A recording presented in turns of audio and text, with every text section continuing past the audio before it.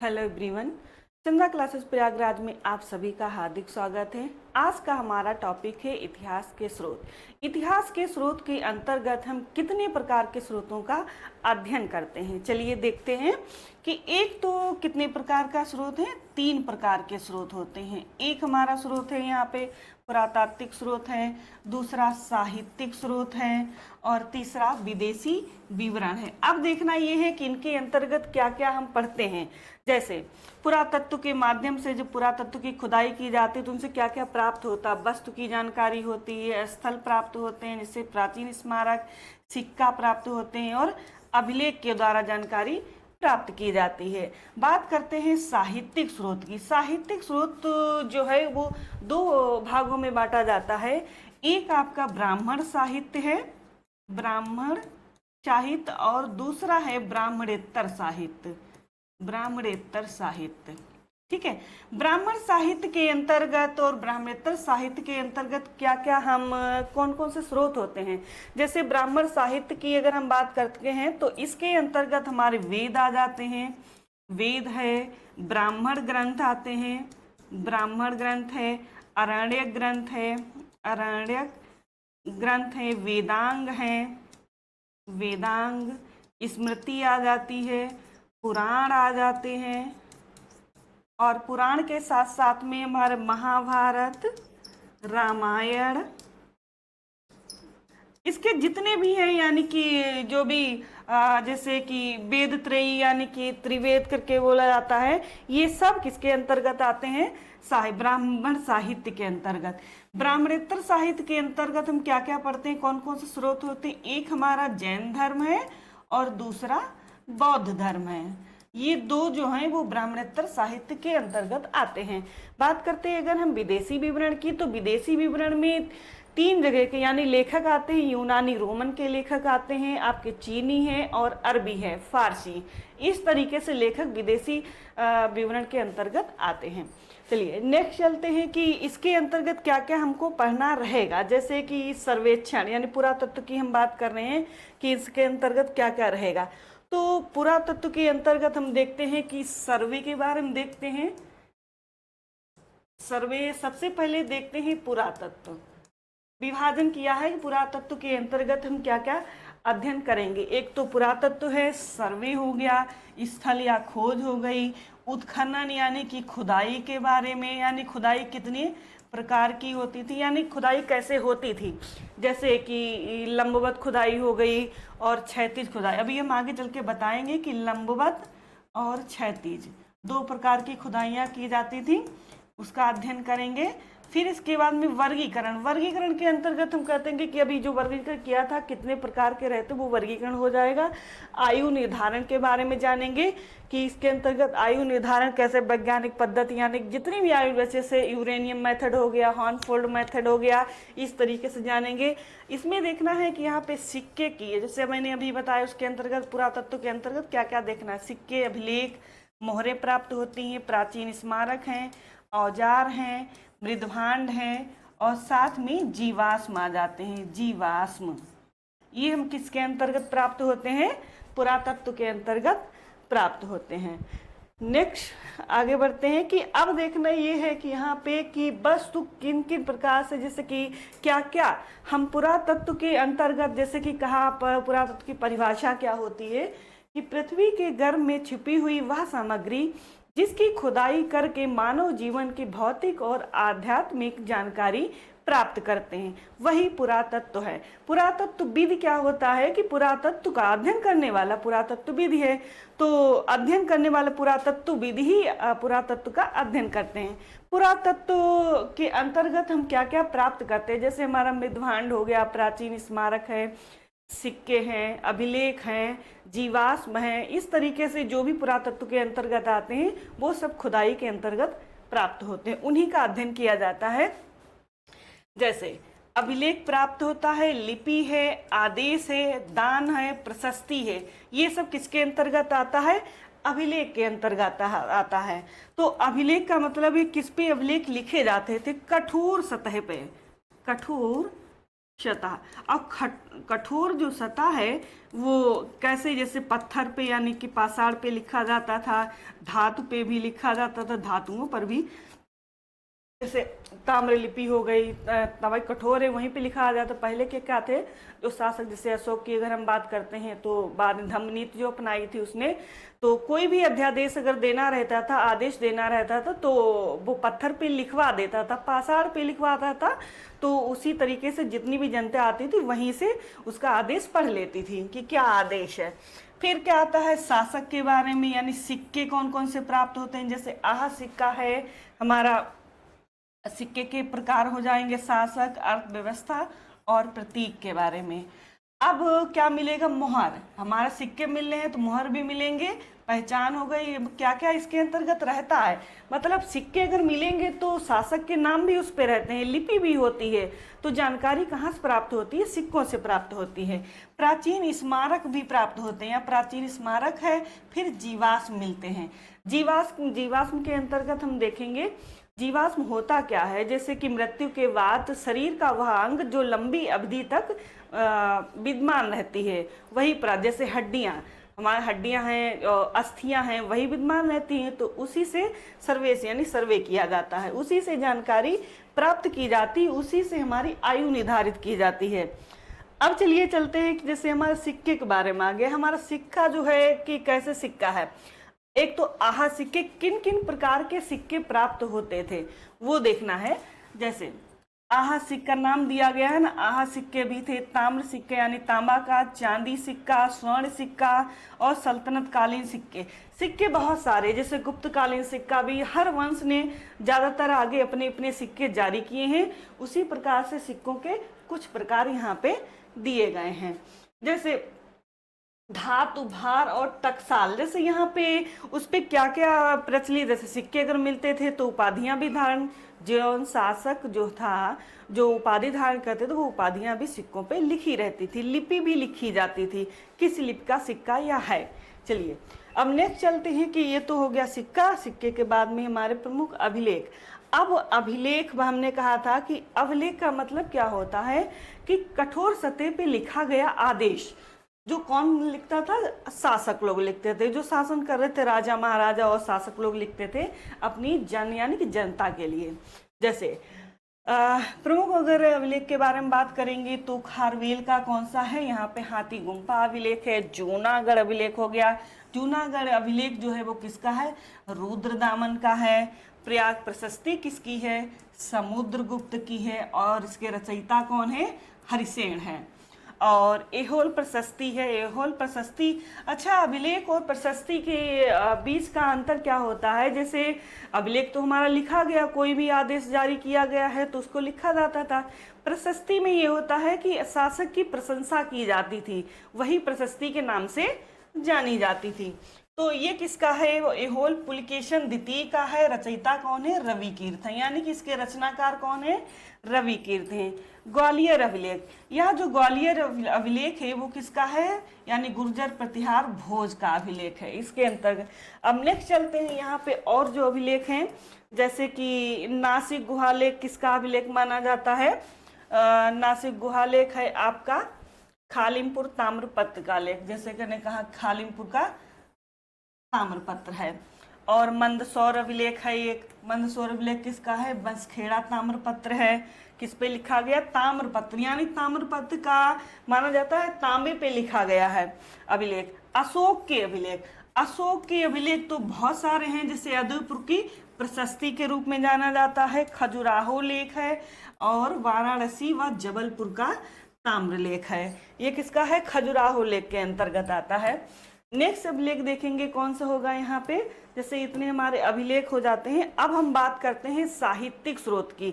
अभी तक तो हमारा पुरातात्विक जो चल रहा था, अभी तो सिर्फ अभिलेख है, इसके प्रकार बताए गए हैं। नेक्स्ट हम अभी चलेंगे सर्वे पे, हो गया सर्वे हो गया, उसका विकास, पुरातत्व का विकास के बारे में बात करेंगे, इसके विभाजन कितने होते थे वो है, सर्वे हो गया है। इस तरीके से जो इतने प्रकार हैं वो पुरातत्व के हैं। पुरातत्व के बाद में साहित्यिक स्रोत आते हैं। तो हम यहाँ पे देख रहे हैं हमारे साहित्यिक स्रोत। साहित्यिक स्रोत को कितने भागों में बांटा गया है, 2 भागों में। जैसे कि मैंने आपको अभी ऊपर बताया था कितने भागों में बांटा गया था? 2 भागों में। धार्मिक साहित्य मतलब ब्राह्मण साहित्य और ब्राह्मणेतर साहित्य। ब्राह्मण साहित्य के अंतर्गत क्या क्या रहता था मैंने आपको बताया है, जैसे कि वेद आता है, ब्राह्मण ग्रंथ आता है, आरण्यक ग्रंथ आता है, वेदांग आ जाते हैं, स्मृतियां आ जाती हैं, पुराण आते हैं, फिर महाकाव्य, महाभारत, रामायण आदि और भी। इस प्रकार से हमारे किसके अंतर्गत आते हैं? तो ब्राह्मण साहित्य। बात करते हैं अगर ब्राह्मणेतर साहित्य की, तो ब्राह्मणेतर साहित्य जो है इसके अंतर्गत कितने आते हैं? 2। जैसे जैन धर्म और बौद्ध धर्म। ठीक है, ये 2 जो हैं वो किसके अंतर्गत आते हैं? ब्राह्मणेतर साहित्य के। और नेक्स्ट हमारा आता है साहित्य के लौकिक साहित्य। लौकिक साहित्य में यानी कि ग्रंथ आ जाते हैं, राजनीति, व्याकरण, नाटक, चरित्र, जैसे कि हमारा जो ग्रंथ आते हैं, किसके कौन से ग्रंथ होते हैं, और जैसे जीवनियाँ आ जाती हैं, अर्ध ऐतिहासिक आ जाती हैं, ऐतिहासिक है, इस तरीके से इसमें रहता है। जैसे देखिए, अब हम बात करते हैं इसमें कि ब्राह्मण साहित्य, जैसे कि वेद, मैंने अभी बताया था कि साहित्यिक स्रोत के अंतर्गत ब्राह्मण ग्रंथ के अंतर्गत क्या क्या आता है। जैसे वेद, 10 संहिताएं आते हैं, ब्राह्मण ग्रंथ यानी कि कर्मकांड व्याख्या, अरण्यक ग्रंथ, इसके बारे में मैंने आपको बताया था कि अरण्यक ग्रंथ भी एक ये स्रोत है इसका। उपनिषद भी आते हैं, उपनिषद हो गई, और आपके उपवेद हो गए, वेदांग हो गए। अभी मैंने कहा कि वेदांग के बाद में अभी मैंने सीधे से बताया था, वो आगे दिया गया है। जैसे कि पुराण है, वंशावली, पुराण के अंतर्गत क्या क्या आएगा? वंशावली है, भूगोल है, फिर हमारी स्मृति आ जाती है, स्मृति है, पुराण है आपका, और रामायण, ये महाकाव्य है। महाकाव्य की परंपरा रामायण और महाभारत, फिर हमारी भगवद गीता। इस तरीके से हमारे ये ब्राह्मण ग्रंथ के अंतर्गत आते हैं। ये हमारे स्रोत हैं ब्राह्मणेतर। और जैसे ब्राह्मणेतर साहित्य की अगर हम बात कर रहे हैं तो जैन धर्म और बौद्ध धर्म होता है। अब हम आते हैं जैसे कि जैन धर्म में क्या क्या इसमें आपको अध्ययन करना रहता है। जैसे स्रोत कौन से, जैसे इसमें दिया गया है आगम और अंग, फिर कल्प सूत्र, यानी कि जो उसके ग्रंथ होते हैं भाई, जो ग्रंथ होंगे वही हमारा साहित्य होंगे। तो उसी तरीके से जैसे इसमें बौद्ध का त्रिपिटक, विनय सूत्र, अभिधम्म रहता है, जो ग्रंथ रहेंगे वही हमारे स्रोत कहलाते हैं। आगे चलते हैं हम ऐतिहासिक और अर्ध ऐतिहासिक, यानी कि कितनी, ये हमारे कौन से लौकिक ग्रंथ हैं। लौकिक ग्रंथ के अंतर्गत हम क्या क्या पढ़ेंगे? जैसे कि मैंने कहा कि ऐतिहासिक, अर्ध ऐतिहासिक, राजवंश के बारे में, जैसे कि राजवंश क्षेत्र हैं, घटनाएं हैं। हम कहें कि इसमें व्याकरण में क्या अध्ययन करेंगे? इसके दरबारी यानी कि चरित्र और नाटक के बारे में, किसने कौन सा नाटक लिखा है, इसके बारे में देखना रहता है। नेक्स्ट आगे बढ़ते हैं, जैसे कि कहा यहाँ पे, अब हम चलते हैं जैसे यहाँ पे हमारे कृति यानी लेखन है, लेखक, जैसे ये हमारे लौकिक साहित्य के अंतर्गत आते हैं। तो लौकिक साहित्य में क्या क्या है? जैसे हमारा ये अर्थशास्त्र किसका है? कौटिल्य का है, कौटिल्य का, चाणक्य का है। राजतंगड़ी किसकी है? कल्हड़ की है।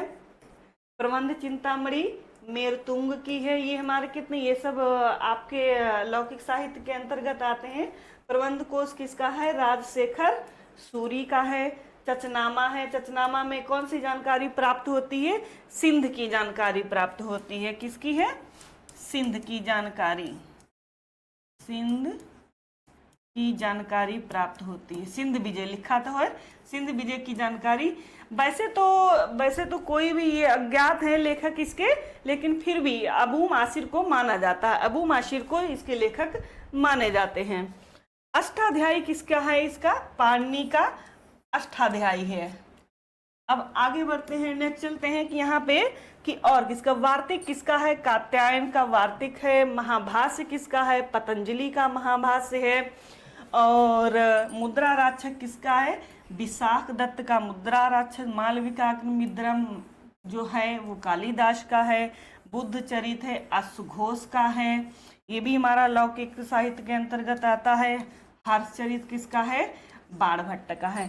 यहाँ पे तो सिर्फ लेखक और ग्रंथ दिए गए हैं, बट आगे चल के हम जो वंश आते जाएंगे, जैसे हमारा गुप्त वंश हो गया, जहाँ जहाँ पे जो ग्रंथ यूज होंगे, जो जहाँ पे जिसने लिखा होगा, फिर वहीं पे डिटेल में आपको बताएंगे। अब जैसे मैंने कहा गौड़वह, यानी गौड़वह का, ये गौड़वह किसका ग्रंथ है? बागपति का है, बागपति का ग्रंथ है। विक्रमांक देवचरित ये विल्हड़ का है। नौ सहसांक चरित किसका है? पद्मगुप्त का। रामचरित संध्याकर नंदी का है। कुमारपाल चरित किसका? हेमचंद्र का है।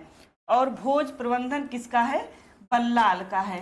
इस तरीके से ये हमारे क्या है कि ग्रंथ माने गए हैं, लौकिक साहित्य के अंतर्गत आते हैं। जैसे ये हमारा हो गया क्या से रसमाला सोमेश्वर का, रसमाला सोमेश्वर, या ये भी दिखा जाएगा वार्तिक किसका है। यहाँ पे मैंने कहा था कि यहाँ पे कात्यायन है, कृति, यानी कि क्या क्या हम यहाँ पे जो ग्रंथ रहेंगे वो किस तरीके से देखे, यानी कि क्या क्या इसके अंतर्गत लौकिक साहित्य, अर्ध ऐतिहासिक हो गया, ऐतिहासिक हो गया, और आपका जीवनियाँ हो गई हैं।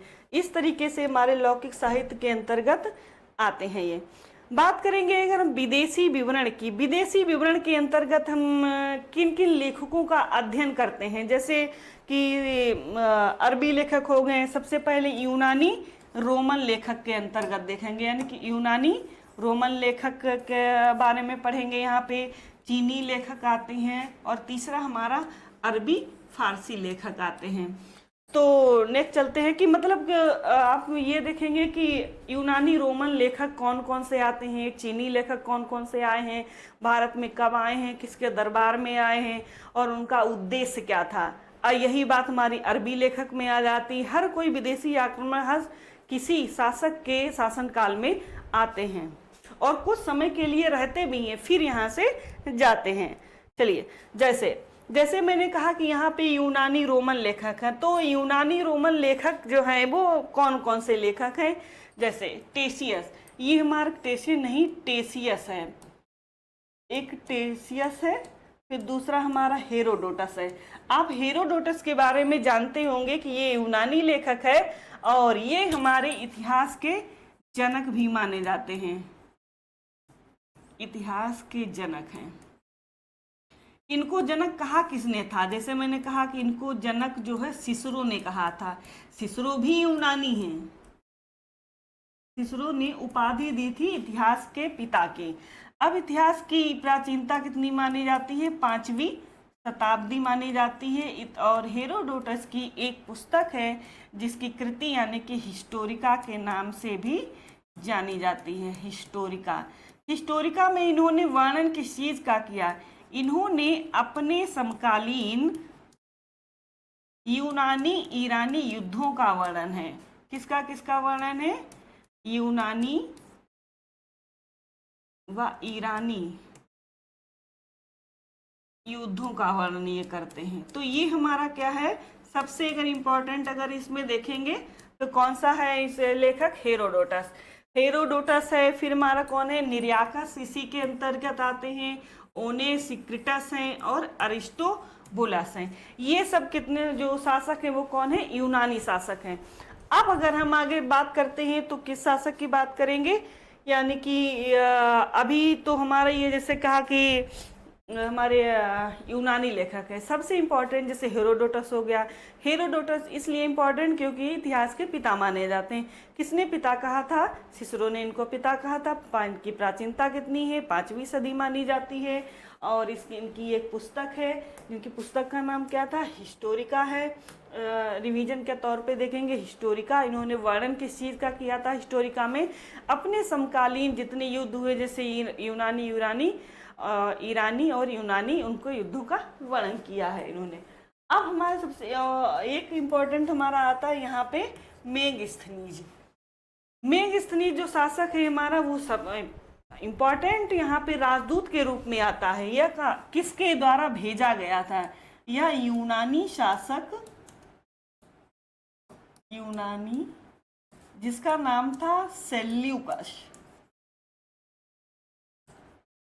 सेल्यूकस ने इसको अपने राजदूत के रूप में अपने राजदूत के रूप में किसके दरबार में भेजा? चंद्रगुप्त दरबार के दरबार में भेजता है।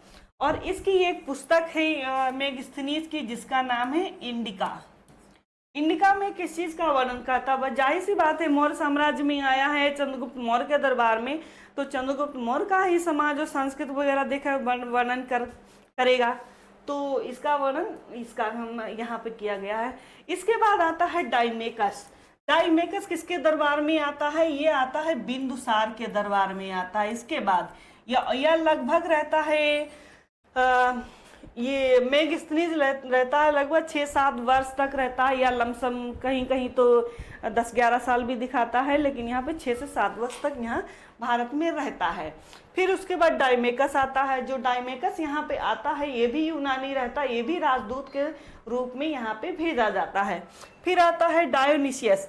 डायोनिसियस भी किसके दरबार में आता है? ये बिंदुसार के दरबार में आता है, और ये आएगा अशोक के दरबार में, अशोक के शासनकाल में। यह भी भारत में रहता है।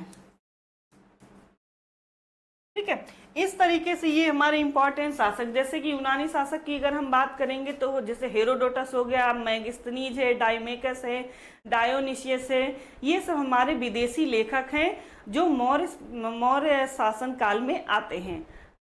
ठीक है, चलिए नेक्स्ट चलते हैं। हम चीनी यात्री के बारे में बात करेंगे। जैसे कि चीनी का अगर वर्णन करेंगे तो इसमें 4 ही शासक हमारे मेन है जो भारत आते हैं हर शासक के शासन काल में। जैसे हमारा है यहाँ पे फाहियान। जो फाहियान है किसके शासन काल में यहाँ भारत आता है? तो ये देखना है किसके शासन काल में यहाँ पे भारत आएगा। गुप्त वंश का शासक है चंद्रगुप्त द्वितीय। चंद्रगुप्त द्वितीय के शासन काल में, जिस चंद्रगुप्त के द्वितीय की उपाधि क्या थी? विक्रमादित्य द्वितीय। विक्रमादित्य के शासन काल में यह भारत आता है। अच्छा, इसमें यह भी देखा जाता है कि इसका उद्देश्य क्या था भारत आने का?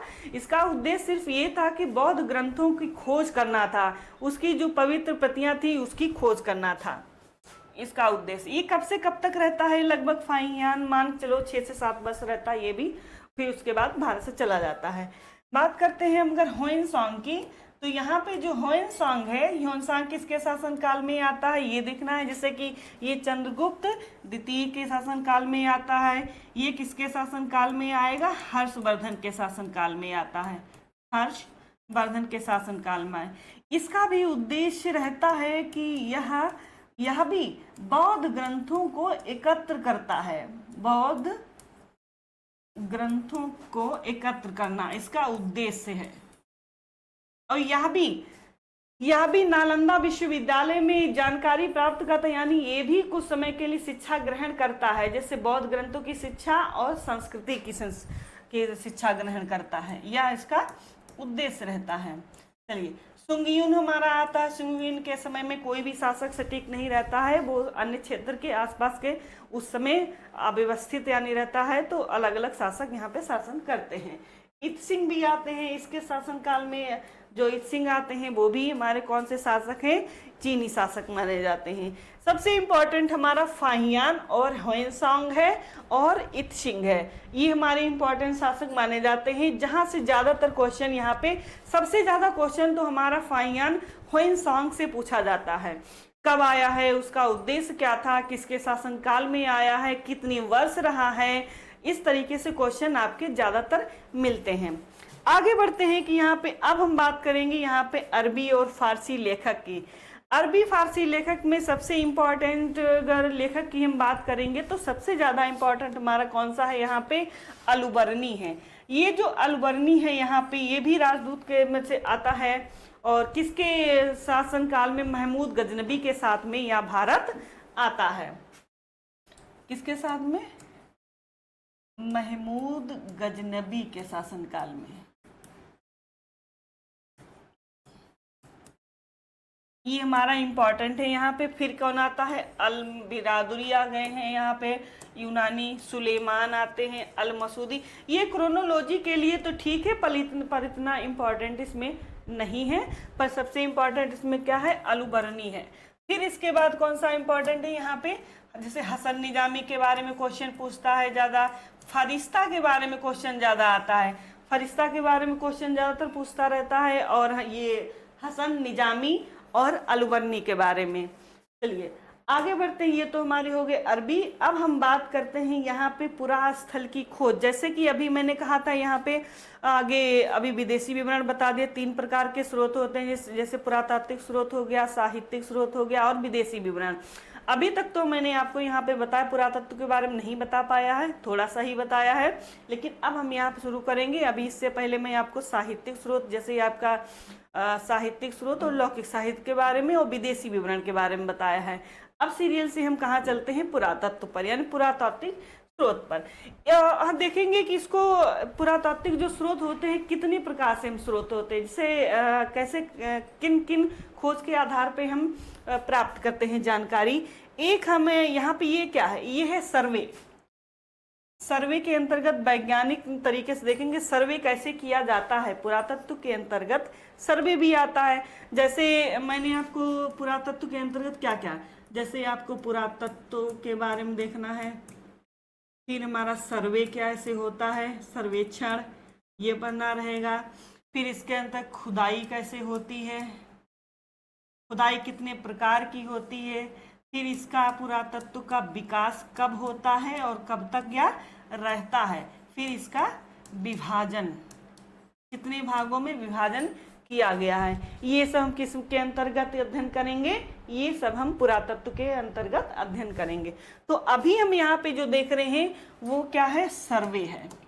तो सर्वे कैसे होता है, जैसे एक तो हमारा खंडहर को देखकर होता है, दूसरा आकस्मिक खोज के रूप में किया जाता है, तीसरा हमारा वनस्पत संकेत है, भूभौतिक जो भू भौतिक जांच है, और परीक्षण खाई है। अब देखते हैं कि यहाँ पे नेक्स्ट अगर हम देखेंगे तो आकस्मिक खोज के रूप में, जैसे कि हमने कहा कि यहाँ पे क्या दिखा है, खंडहर को देखकर। खंडहर को कैसे देखेंगे, जैसे खंडहर अगर कहीं पड़ा है तो हम जाहिर सी बात है हम वहाँ पे अनुमान लगा सकते हैं कि यहाँ क्या क्या मिलेगा, तो हम वहाँ पे सभ्यताओं के बारे में जानकारी प्राप्त कर सकते हैं। जैसे हमको दीवार मिल गई कोई टूटी हुई, टीला के रूप में मिल गया। अभी हम आगे चल के आपको बताएंगे कि तल चिन्ह में टीला कैसे मिलता है। आकस्मिक खोज में जैसे कैसे, जैसे तल चिन्ह हो गया, कैसे चलते चलते हम खेत में टीला देख लेते हैं। आकस्मिक हमको कौन कौन सी चीज़ें प्राप्त होती हैं और कैसे हम उसको जानकारी प्राप्त करते हैं कि यहाँ पे कोई सभ्यता रही होगी। टीला के रूप में देखेंगे, हम खंडहर के रूप में देख लेते हैं, यहाँ पे बहुत से मृदभांड मिलते हैं, बिखरे हुए मृदभांड मिल जाते हैं, उस तरीके से देख सकते हैं।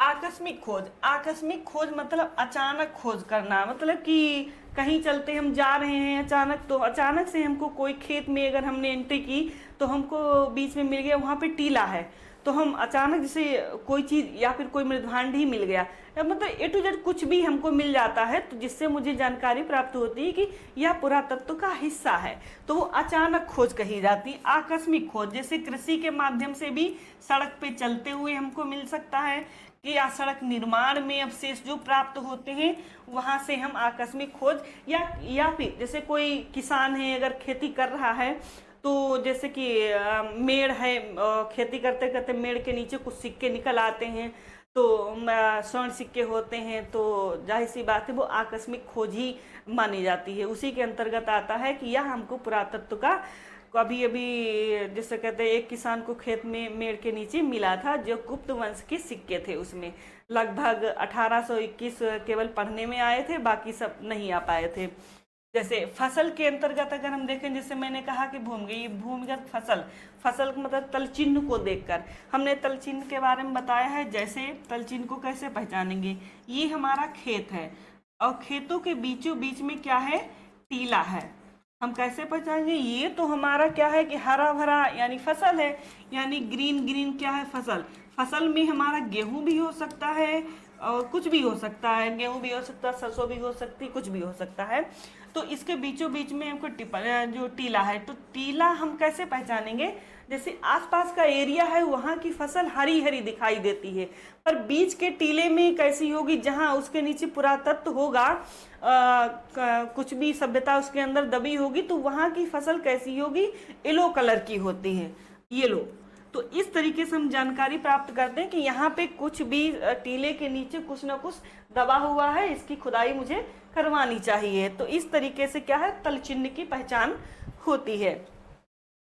नेक्स्ट आगे बढ़ते हैं कि यहाँ पे अब देखो कि कितने प्रकार के पद्धतियां हैं। जैसे मैग्नोमीटर, ये हमारी चुंबकीय यानी कि इलेक्ट्रॉनिक पद्धति है। मैग्नोमीटर हो गया, विद्युत प्रतिरोध हो गया आपका, और मेटल डिटेक्टर।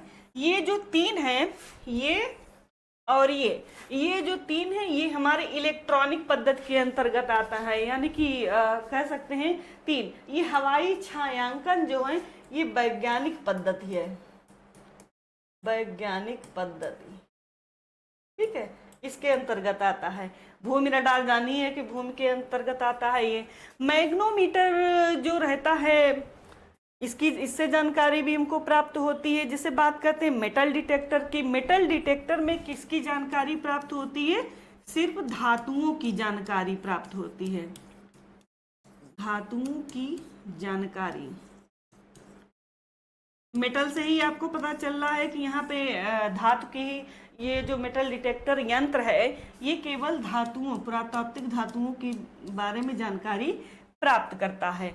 बात करेंगे हम यहाँ पे अगर हवाई छायांकन की, तो ये जो हवाई छायांकन है ये वैज्ञानिक पद्धति है। जैसे हवाई छायांकन में क्या होता है, हवाई जहाज से चलते चलते उसमें कैमरे लगे होते हैं अच्छे से, तो कैमरे से फोटो जो खींच लिए जाते हैं, तो और जो इतने तगड़े वहाँ पे कैमरे लगे होते हैं कि वहाँ एक ही बार में अच्छी से यानी पूरी संस्कृति के बारे में हम जानकारी प्राप्त कर लेते हैं। वो हवाई जहाज के द्वारा होता है, इसीलिए इसे हवाई छायांकन का नाम दिया गया है। ये वैज्ञानिक पद्धति है। मैग्नोमीटर रहता है हमारा, मैग्नोमीटर चुंबकीय है ना, जैसे कि हम मैग्नोमीटर की बात कर रहे हैं, जमीन के अंदर चुंबकीय जैसे कितनी प्रकार की होती है कि मैग्नोमीटर रहता है। जैसे कि पद्धति के बारे में बात की, जैसे लौह शलाका पद्धति हो गई है हमारी, और वही शब्द ध्वनि है। लौह शलाका पद्धति के अंतर्गत क्या होता है कि यहाँ पे जैसे कि कोई कमरे में अगर हम घुसे, जैसे सभ्यता की अगर हम बात कर रहे हैं, कोई पुरातत्व हमको मिला है, तो उसके अंदर जमीन की जैसे टी आकार का, जैसे दुर्मुट बोलते हैं, टी आकार का पकड़ का नीचे का भाग नुकीला होता है। जमीन के अंदर अगर हम उसे धंसते हैं, तो अगर वो धंस गया, उसके अंदर कुछ भी अगर प्राप्त हुआ, तो हम उसे यही समझ लेते हैं, अनुमान लगाते हैं कि इसके नीचे पुरातत्व है। अगर नहीं है तो फिर नहीं माना जाता है। और शब्द ध्वनि की अगर हम बात करते हैं, तो वहाँ पे जैसे दुर्मुट के द्वारा जमीन को जैसे कूटने, जैसे हम ठक ठक करके कहते हैं कूट रहे हैं, अगर उसमें तेज ध्वनि आती है, जैसे अगर खाली कमरा हुआ, खाली कमरा है, उसके अंदर पुरातत्व है अगर, तो उसकी जो ध्वनि रहेगी वो बहुत तेज आती है। तो इससे हम ये अनुमान लगाते हैं कि इसके अंतर्गत यानी कि इसके नीचे कोई न कोई पुरातत्व की सभ्यता है, कोई चीज है वहाँ पे जो दबी हुई पड़ी है, इसकी सभ्यता है अंदर। अगर वही हल्की अगर आवाज आती है तो वहाँ पे नहीं है। इस तरीके से हमारे जो है खोज होती है यहाँ पे पुरातत्व के अंतर्गत। नेक्स्ट चलते हैं, जैसे कि हमने यहाँ पे ये कहा खाली, ये हमारी कौन सी पद्धति है, फास्फोरस पद्धति है। कौन सी पद्धति है, फास्फोरस पद्धति है। फास्फोरस पद्धति के अंतर्गत हम क्या देखते हैं, जैसे हमारा एक प्लॉट है, मैंने कहा कि ये पूरा प्लॉट दिया गया है, ये हमारा भाग क्या है, प्लॉट है।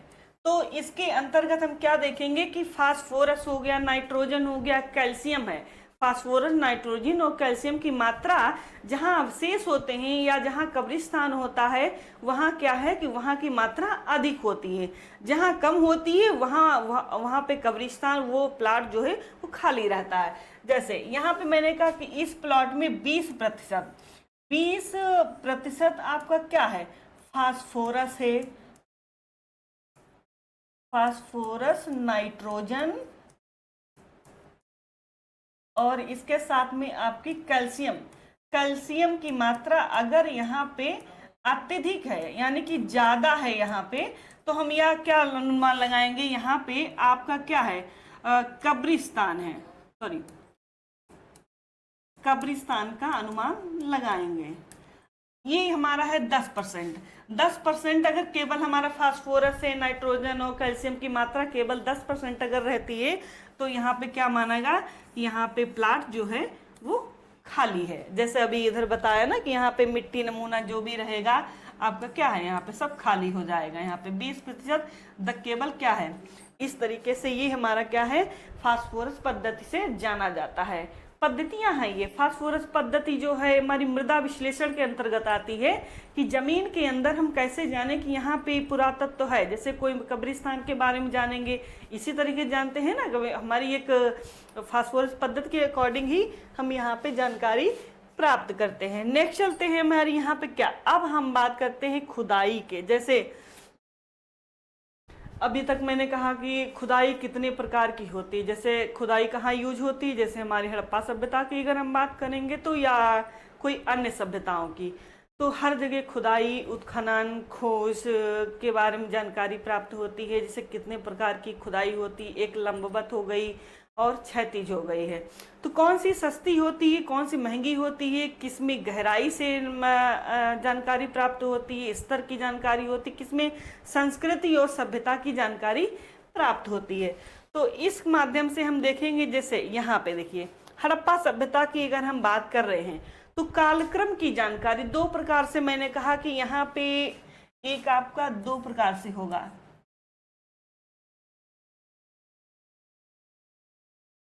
एक हमारा कौन सी, लंबवत खुदाई।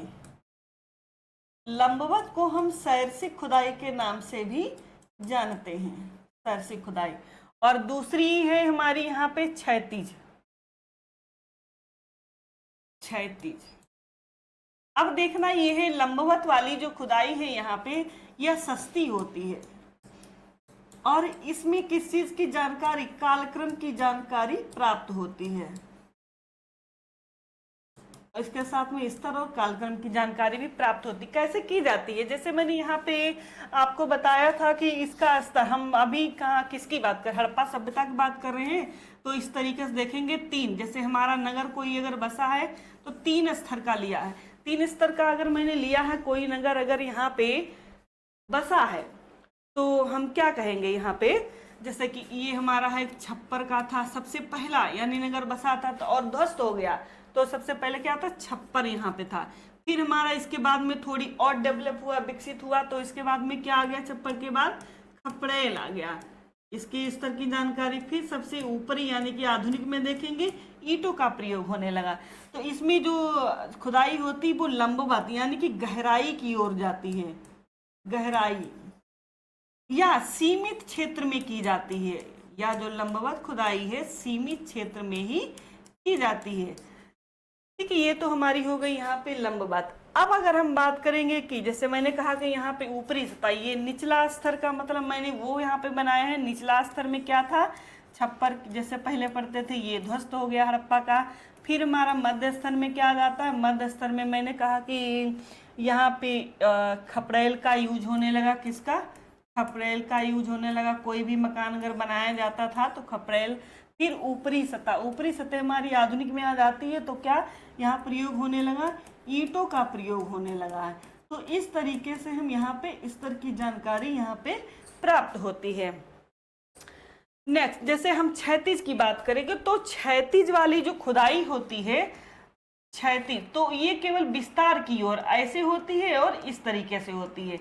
यहाँ पे संस्कृति के साथ साथ में यानी सभ्यता की जानकारी भी प्राप्त होती है। जो क्षैतिज खुदाई है महंगी पड़ती है, लेकिन अगर बात करेंगे संबंध के बारे में इन सब के, तो जैसे लंबवत खुदाई हो गई, क्षैतिज खुदाई हो गई, तो एक दूसरे के पूरक हैं ये। जैसे कि कुछ सीमित क्षेत्र के बारे में का लंबवत खुदाई अगर करा ली गई तो सस्ती होती तो जरूर है, तो सबसे पहले उससे जानकारी सीमित क्षेत्र की हो जाती है कि इसके अंदर स्तर के बारे में जानकारी प्राप्त होती है और कालक्रम क्या है। हम उसे ये अनुमान लगाएंगे कि यहीं तक तो सीमित नहीं है ना, हम बस उतनी ही जानकारी प्राप्त कर पाए हैं। अब उससे पहले मुझे जिज्ञासा होगी उसके बाद में कि अभी अगर यहाँ पे ये है तो हम उसका और विस्तार करते हैं। जैसे विस्तार के लिए हम और खुदाई करवाएंगे, जब दूसरी खुदाई करवाएंगे तो बात क्षैतिज खुदाई होगी। और अगर वो खुदाई नहीं करवाई तो उसके ना तो हम सभ्यता के बारे में जान पाते हैं, ना ही किसी की संस्कृति के बारे में जान सकते हैं। वो क्योंकि लंबवत के बाद क्षैतिज खुदाई होना जरूरी है, तभी हम किसी संस्कृति और सभ्यता के बारे में जानकारी प्राप्त कर सकते हैं। चलिए नेक्स्ट चलते हैं हम कि ये तो हमारी खुदाई है, जैसे कि मैंने कहा कि हाँ अभी मैंने आपको यही बताया था कि लंबवत और क्षैतिज। लंबवत ये खुदाई है, कौन सी है, लंबवत खुदाई और क्षैतिज खुदाई। अभी इस तरह की अगर हम बात करें, ये किसमें है, गहराई में सांस्कृतिक का क्रम, यानी कि गहराई में इस तरीके से की जाती है। हमारा लंबवत खुदाई है, सस्ती होती है या ज्यादा महंगी नहीं पड़ती, किसके स्तर और सापेक्ष यानी आयु का ज्ञान, कम क्षेत्र में यानी सीमित क्षेत्र, जैसे मैंने बताया यहाँ पे कि सीमित क्षेत्र की में यह लंबवत खुदाई करवाई जाती है। और इसमें क्या यानी कि व्यापक फैलाव कम दिखाई, जाहिर सी बात है हम सीमित क्षेत्र अगर लंबवत में ले रहे हैं तो हम कितना फैलाव उसका नहीं जान सकते हैं ना, केवल ये जान सकते हैं गहराई के अंदर अगर जा रहे हैं तो हम केवल स्तर की जानकारी, कालक्रम की जानकारी, जैसे का 3 बार, यानी कि मैंने कहा कि पहले छप्पर, जैसे हम कोई भी चीज़ अगर ध्वस्त हुआ है, हमारा कोई नगर है, जैसे हड़प्पा सभ्यता की अगर हम बात कर रहे हैं, जैसे मोहनजोदड़ो मठ में व्हीलर के अनुसार में कहा कि यहाँ जो मोहनजोदड़ो नगर था वो 7 बार बसा था और 7 बार उजड़ा था। उस तरीके से जानकारी हम किससे प्राप्त करते हैं, लंबवत से ही प्राप्त करेंगे। लेकिन विस्तार किससे प्राप्त करेंगे, सभ्यता किससे प्राप्त होगी, वह क्षैतिज से होगी। तो दोनों की दोनों जो खुदाई है, क्षैतिज और लंबवत, या दोनों एक दूसरे की पूरक हैं और एक दूसरे से संबंध रखते हैं। चलिए नेक्स्ट चलते हैं।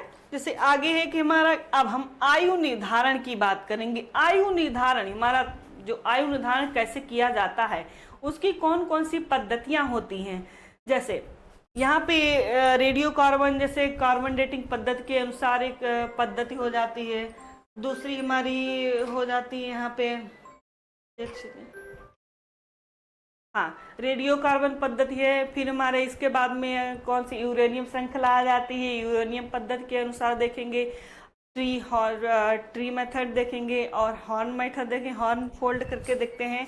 जैसे अब देखिए यहाँ पे स्तर विधि क्या क्या देखना रहेगा। हम जैसे कहें, जैसे रेडियो कार्बन पद्धति, इसके अंतर्गत क्या है, रेडियो कार्बन पद्धति आता है। यूरेनियम श्रृंखला को देखते हैं। फिर वृक्ष वलय देखते हैं, वृक्ष यानी ट्री फोल्ड मेथड के बारे में देखेंगे कि कितने वर्ष में कितने वलय बनते, या ये मतलब कि वृक्षों की आयु के बारे में की ज्ञान प्राप्त करते हैं वृक्ष वलय के अंतर्गत। और ट्री फोल्ड मेथड ये वही है, वृक्ष वृत्त है इसी के अंतर्गत। और नेक्स्ट है कि हॉर्न फोल्ड मेथड, वो उसमें पशुओं की आयु की जानकारी प्राप्त करते हैं। किससे जानकारी प्राप्त करते हैं, पशुओं की आयु की जानकारी प्राप्त करते हैं।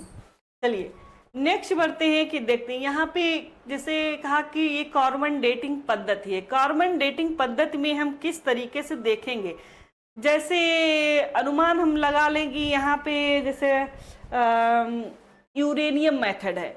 यूरेनियम मेथड के अंतर्गत हम क्या कहें, यहाँ पे ये दिया गया है कि एक क्वेश्चन दे दिया जाता है कि ये प्रश्न दिया गया है कि 500 यानी कि 70,000 वर्ष का रहता है। यहाँ पे 70,000 वर्ष की जानकारी प्राप्त होती है यूरेनियम मेथड से। आगे बढ़ते हैं कि जैसे कि कहें कि यहाँ पे यूरेनियम श्रृंखला, तो क्या कहेंगे, यहाँ दीर्घायु यानी 2 प्रकार से होती है। एक जैसे यूरेनियम आता है यूरेनियम 14, यूरेनियम 14 के अंतर्गत निर्जीव वस्तुओं का इसमें जानकारी प्राप्त होती है। निर्जीव में हमारा पहाड़ हो गया है, और निर्जीव वस्तुओं में कोई जैसे आपका फर्नीचर वगैरह, जो A to Z जो भी आपका निर्जीव होगी उसकी जानकारी प्राप्त होती है। वृक्ष वलय देखते हैं। जैसे वृक्ष वलय मैंने कहा था कि यहाँ पे वृक्ष वृत्त ट्री फोल्ड मेथड, इसके अंतर्गत हम ये देखेंगे, ट्री फोल्ड मेथड के अंतर्गत यहाँ पे हम वृक्षों की आयु ज्ञात करते हैं। तो वृक्षों की आयु का मतलब है एक वर्ष में एक वलय बनता है, एक वलय। एग्जाम्पल, ये हमारा पेड़ है, तो इस पेड़ के अंतर्गत ये हमारा जब पेड़ काटा जाता है, आप देखते होंगे कि पेड़ जब कटता है तो उसमें धारियां पड़ी होती हैं, इस तरीके से होता है कि जैसे ये हमारा है धारियां। तो एक जैसे सबसे पहले मैंने 1 वर्ष में 1 वलय, 2 वर्ष में 2 वलय, यानी 3 वर्ष में 3 वलय। इस तरीके से देखेंगे जितने वर्ष का वो वृक्ष होगा, पेड़ होगा, उतने वर्ष में इसमें सतह यानी कि वलय बने मिलेंगे। तो इससे हमको जानकारी प्राप्त होती है कि जितने वलय उतने वर्ष का वो पेड़ है यानी कि वृक्ष है। और इसी तरीके से हम सींग वृत्त में देखेंगे यानी कि ट्री हॉर्न फोल्ड मेथड में, तो इससे कैसे जानकारी, यही चीज हमारी किसमें है, इसमें पशुओं की आयु ज्ञात की जाती है। पशुओं की आयु जैसे उसकी सींग से होती है, तो एक अगर पशु है तो उसकी सींग काट के देखेंगे तो 2 वर्ष में 1 वलय बनता है। ये किसमें है, पशुओं के सींग में मिलता है 2 वर्ष में 1 वलय। जितने उसमें वलय होंगे उसी के अकॉर्डिंग उस पशु की आयु की जानकारी प्राप्त होती है। ये हॉर्नफोल्ड मेथड है। चलिए, इस तरीके से हमारे मेथड हो गए हैं। अब हम बात करते हैं जैसे कि हम कहेंगे पुरातत्व के बारे में, पुरातत्व का विकास, या देखते हैं कि कब इसकी स्थापना की गई, इसके जनक कौन हैं, यानी पुरातत्व विभाग के जनक कौन माने जाते हैं, अलेक्जेंडर कनिंघम माने जाते हैं। इसकी स्थापना कब की गई, 1861 ईस्वी में की गई। तो इस तरीके से हमारे पुरातत्व विभाग जो की स्थापना है 1861 में प्रारंभ हो जाती है। और सबसे पहला पद कौन सा बनता है, सर्वेयर का होता है। और कितने वर्ष यह पद बना रहता है सर्वेयर का, और फिर उसके बाद यह उसका अंत कर दिया जाता है। फिर यह पद किसके रूप में बाहर फिर से पुनर्जीवनार्थ होता है, इसका महानिदेशक के रूप में आता है। फिर हम ये देखेंगे कि महानिदेशक भी पद कब तक चलता है, किस डेट तक जाता है, जैसे कि किस डेट तक चलेगा, फिर वो भारत सरकार संस्कृत मंत्रालय के अंतर्गत रख देता है। फिर उसके बाद कोई भी पद नहीं रह जाता है। चलिए, इसमें देखते हैं जैसे हमारा सबसे पहले स्थापना कब हुई थी, इसमें 1861 ईस्वी में। मैंने कहा कि यहाँ पे 1861 ईस्वी में इसकी स्थापना हुई थी। किसकी स्थापना, पुरातत्व विभाग की स्थापना, पुरातत्व विभाग की स्थापना की जाती है। ठीक है, कब की जाती है, 1861 ईस्वी में। पुरातत्व विभाग के जनक कौन है, जनक किसे कहा जाता है, अलेक्जेंडर कनिंघम को ही माना जाता है। अलेक्जेंडर कनिंघम को माना जाता है। ठीक है, तो कब से कब तक रहता है, जैसे 1861 में ये शुरू हुआ, तो 1861 से लेकर 1866 ईस्वी तक कौन बना रहता है, अलेक्जेंडर कनिंघम ही रहते हैं। प्रथम चरण है या, तो यहाँ पे जो पहला पद था तो कौन सा पद माना जाता है, सर्वेयर का पद होता है। यहाँ पे 1861 में स्थापना होती है पुरातत्व विभाग की। पुरातत्व विभाग के अलेक्जेंडर कनिंघम ही जनक माने जाते हैं। पर कब तक रहता है, या 1866 ईस्वी तक ही रहता है। तो यह पद था वो कौन सा था, सर्वेयर का था, सर्वेयर। लेकिन 1866 के बाद यह पद खत्म कर दिया जाता है, हटा दिया जाता है। फिर उसके बाद कब स्टार्ट होता है, 1871 ईस्वी में इसका पुनर्जीवन होता है। पुनर्जीवन कह सकते हैं हम। तो यहाँ पे जब पुनर्जीवन 1861 में होता है तो वहाँ पे सर्वेयर पद नहीं रह जाता है। तो कौन सा पद बनता है, यहाँ पे महानिर्देशक का आता है। यहाँ पे एक क्वेश्चन भी बनता है कि एक क्वेश्चन भी पूछा जाता है, पुरातत्व विभाग के प्रथम सर्वेयर और प्रथम महानिदेशक कौन थे, अलेक्जेंडर कनिंघम ही होते हैं। क्योंकि सर्वेयर के रूप में अलेक्जेंडर कनिंघम थे, वो जनक थे उसी के। फिर उसके 1866 में वो पद समाप्त कर दिया जाता है। जैसे ही 1871 में वो पुनः स्टार्ट होता है तो फिर वहाँ महानिदेशक के रूप में सामने आता है। तो प्रथम महानिदेशक भी अलेक्जेंडर कनिंघम ही माने जाते हैं। अब देखना ये है कि कब से कब तक ये चलता है, महानिदेशक कौन कौन इसके बीच में आता है। और फिर हम देखते हैं हड़प्पा सभ्यता के बारे में जब हम अध्ययन करेंगे तब उसके अंदर किसने किसने खोज की थी, किसके किसके निर्देशन में। ये वही महानिदेशक होंगे यहाँ पे जिसके निर्देशन में स्थलों की खोज की जाती है। ठीक है, तो जैसे हमने कहा कि कब से कब तक रहता है यह पद, 1885 तक अलेक्जेंडर कनिंघम ही रहते हैं। प्रथम सर्वेयर और महानिर्देशक दोनों रहते हैं। फिर 1886 से लेकर कौन बनता है, जेम्स ब्रिगेस बनते हैं। फिर 1902 से लेकर 1928 तक कौन रहता है, जॉन मार्शल महानिर्देशक के रूप में रहते हैं। यहाँ पे आपको पता होगा जॉन मार्शल के ही निर्देशन में हड़प्पा सभ्यता की खुदाई होती है।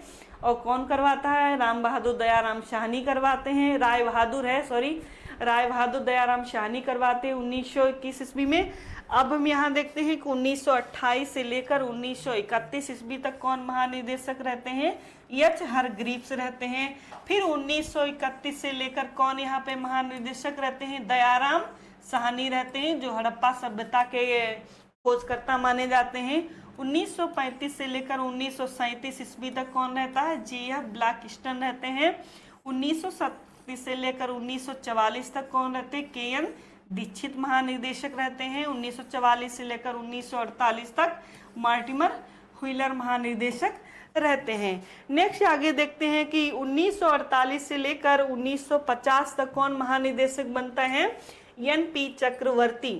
ये सीरियल है, क्योंकि कोई भी क्वेश्चन क्रोनोलॉजी के अनुसार पूछ सकता है कि ये हिस्ट्री है, पुरातत्व से संबंधित अगर कोई भी क्वेश्चन पूछता है तो वो टाइम पीरियड भी पूछ देता है कि इस टाइम पीरियड में कौन महानिदेशक उस समय थे।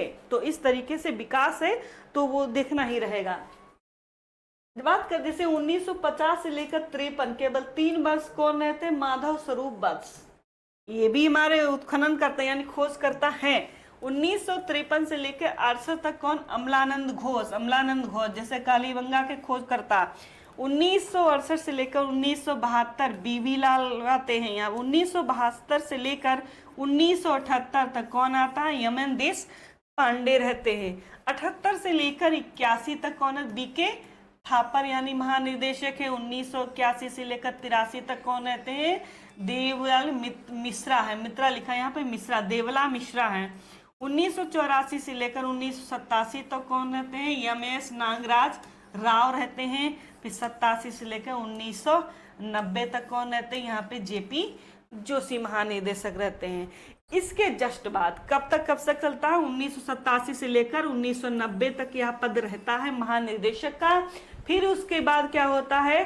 पुरातत्व विभाग जो है, भारत सरकार क्या करती है? पुरातत्व विभाग को संस्कृति मंत्रालय के अंतर्गत रख देती है। फिर इसके बाद यह पद समाप्त हो जाता है।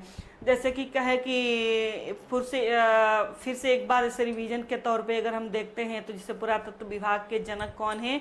अलेक्जेंडर कनिंघम को माने जाता है। और स्थापना कब की जाती है? 1861 ईस्वी में इसकी स्थापना होती है। और फिर इसका प्रथम जो पद होता है वो कौन सा होता है? सर्वेयर का होता है। प्रथम सर्वेयर कौन है? अलेक्जेंडर कनिंघम को माना जाता है। फिर इसके 1866 में यह पद समाप्त कर दिया जाता है। फिर कौन सा पद आता है? फिर पुनर्जीवन आता है 1871 ईस्वी में, महानिदेशक के रूप में आता है। तो महानिदेशक भी प्रथम कौन बनते हैं? अलेक्जेंडर कनिंघम ही बनते हैं। तो इस तरीके से जो क्वेश्चन पूछा जाता है कि पुरातत्व विभाग के प्रथम सर्वेयर और प्रथम महानिदेशक कौन थे? अलेक्जेंडर कनिंघम को माना जाता है। चलिए नेक्स्ट बढ़ते हैं। जैसे कि अब हम बात करते हैं यहाँ पे किस चीज़ की कि किन किन चीज़ों का यहाँ पे विकास के बारे में। यहाँ पे तो जैसे मैंने बता दिया, सर्वेक्षण के बारे में मैंने आपको बताया है कि जो सर्वेक्षण में क्या क्या, जैसे मैंने कहा सर्वे अगर हम कर रहे हैं तो सारी चीज़ें सर्वे के ही अंतर्गत आ रही हैं। कि जैसे खुदाई कैसे हुई, खुदाई कितने प्रकार की होती है, उसके सर्वे के आयु निर्धारण कैसे होता है, उसका विकास कैसे हुआ पुरातत्व विभाग का, उसका विभाजन के रूप में देखेंगे। जैसे कि पुरातत्व का विभाजन कैसे कितने भागों में किया गया, सिक्का है, मृदभांड है, जीवाश्म है और अभिलेख है, प्राचीन स्मारक हैं और हमारे ये चित्रकला की कुछ प्रतिमाएं जो रहती हैं वो मिली हैं। तो इस तरीके से जो भी है पुरातत्व के अंतर्गत ही भाग के अंतर्गत आते हैं, विभाजन के अंतर्गत। स्मारक संरक्षण मैंने कहा कि यहाँ पे प्राचीन स्मारक के बारे में, जैसे इमारतें हो गई, ईंटें हो गई, इस तरीके से स्मारक के अंतर्गत आ जाएंगे। अभिलेख और पुरावस्तु, अभिलेख के बारे में आप जान रहे हैं कि अभिलेख क्या होता है। मैंने आपको पहले ही बताया है कि अभिलेख कठोर सतह पे लिखा जाता है, जैसे ताम्रपत्र हो गया, और आपका पत्थर पे लिखा यानी पाषाण पे लेख लिखा जाता था, जो राजा लोग लिखते थे, पहले के शासक जनता के लिए लिखते थे। कोई भी आदेश अगर जारी किया जाता था तो वो अभिलेख के द्वारा ही जनता तक पहुंचाया जाता था।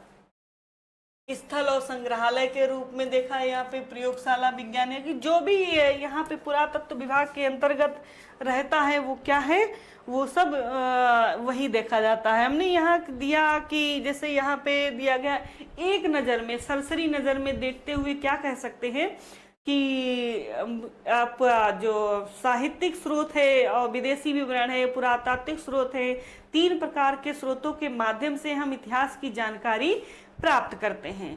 तो चलिए आज का वीडियो यहीं तक है। अब इसके बाद में जो नेक्स्ट टॉपिक आएगा, फिर नेक्स्ट टॉपिक में मिलेंगे नेक्स्ट वीडियो के साथ। तब तक के लिए थैंक यू। नेक्स्ट टॉपिक होगा हमारा मानव का उद्भव। तब तक के लिए थैंक यू, धन्यवाद।